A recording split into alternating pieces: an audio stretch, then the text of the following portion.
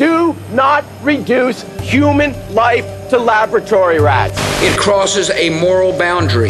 People have been guilty of over-peddling hope. I reject that criticism. This is medical research at its best. Destroying embryos for research has always sparked heated ethical debates. This story is no exception. It will polarise opinions and challenge your view on when life begins. Here we explore whether new discoveries in stem cell research will finally see the opponents and the supporters peacefully unite. In what's been dubbed the stem cell breakthrough of the decade, Japanese scientists have discovered a new type of stem cell that could eliminate the need for using human embryos. They're called induced pluripotent stem cells, or iPS cells. I was delighted when I heard about iPS cells being achieved, and that's a great step forward for us because it means we can obtain cells that can do all the things embryonic stem cells can do, but without having to destroy embryos. For over 30 years, IVF clinics have been creating embryos to help infertile couples have children. This has resulted in thousands of surplus embryos sitting in storage across Australia. What can happen with those embryos is that they can be donated to research, they can be simply discarded, or in very rare cases, donate them to another couple. It's these surplus embryos that scientists have been using to extract embryonic stem cells. 5 days after fertilisation, the stem cells have accumulated in a pocket called the inner cell mass. An embryo can develop into a fetus, but only if it's implanted into a woman's womb. Until then, it remains a microscopic mass of cells with no brain, no conscience, no bones and no organs. Up until the point of implantation then, it's hard to see an embryo as a human life. But pro-lifers disagree. If you take the view as the Church does, that an embryo is a human life, then destroying an embryo for research purposes is on a par with destroying you for research purposes, or destroying me for research purposes. So this is the sticking point. It's really a question of when does life begin? Is it at conception, or is it when the fetus forms? Well, no one can agree. When do Catholics believe that life begins? Life begins with the formation of the first cell. That is normally in fertilisation when the sperm and the egg unite. Other faiths have a more pragmatic view. Many Muslim scholars believe that life begins when the soul enters the fetus, at around 40 days into pregnancy. While destroying an embryo might be seen as something that was not desirable by itself, if it is in the interest of scientific research, and if it is at that very early stage, then it's acceptable. The Jewish community take a similar view.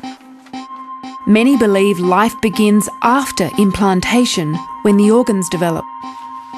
Although you don't deliberately destroy life, the cells which are in the laboratory are not going to develop into lives anyway. And I don't think that the same concern has to be directed to them than is directed towards a fetus. They're different things. I think it's a gradual development. When it becomes a fetus, when it becomes capable of living its own life, at that point, it deserves the full respect of a human being. Often that's where the spontaneous differentiation happens. Oh, right. Eminent scientist Professor Bob Williamson says fundamentalists have always argued that it's an embryo's potential for life that's important. But we now know that even skin cells have this potential for life.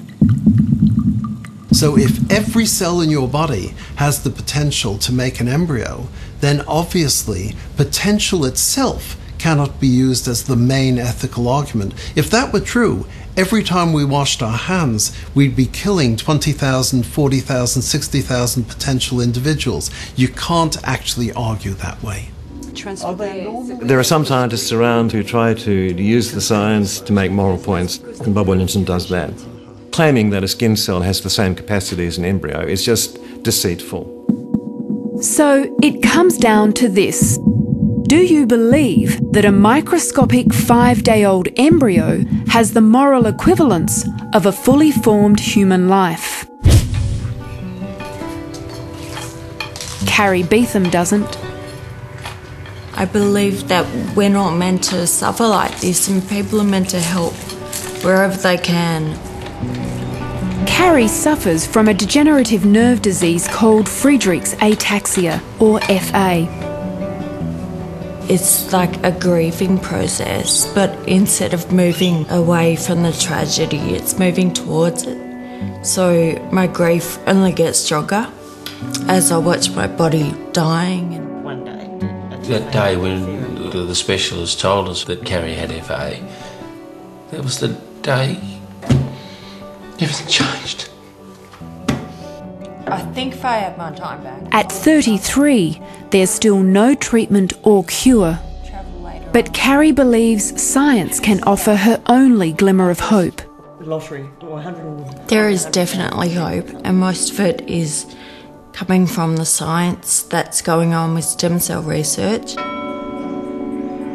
Raised a Catholic, Carrie feels divided from the Church on the issue of embryonic stem cell research. She's a strong advocate. People that have the best intentions, they try and do the best, but they often make it worse for you. And I think that's what the Catholic Church is doing. I mean, I understand their intentions may be great, but they just, to deny helping us, it's just immoral. The only way of getting embryonic stem cells is to kill embryos. And so at any stage, to kill that in order to take parts that you want for some other very good use, possibly, is not ethical. People who are fundamentalist will never agree to using those embryos for research, and from what I understand, and some of them have said this, they would rather see them thrown out, they would rather see them just dumped down the sink than used for research in order to help people with genetic and other diseases. What would the Church like to see happen to spare embryos? The Church's view is that the embryos be taken out of storage and allowed to succumb. Some would say it's unethical not to use the embryos if they're just going to be thrown away. Whatever the long-term consequences, the fact that you might be able to produce some good by doing the wrong thing doesn't make the wrong thing right. But for the Beetham family who may benefit from those spare embryos, well, that's a hard pill to swallow, even for these Catholics. It's up to the mother and what's going to happen to the embryo. You know, if she chooses to give it to science, I think that's what I'm on about.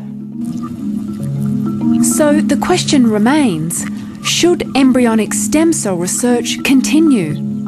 I think we should be defunding that, and interestingly now, a lot of the big funders in the United States are moving away from funding the embryonic stem cell research and into the IPS labs.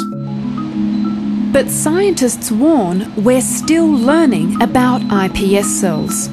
Embryo research has revolutionised our understanding of stem cells, and defunding it would be premature. If we discard the ability to look at embryonic stem cells, we will deprive ourselves of the ability to look at the one kind of cell that we know for sure can give us every kind of cell in the human body.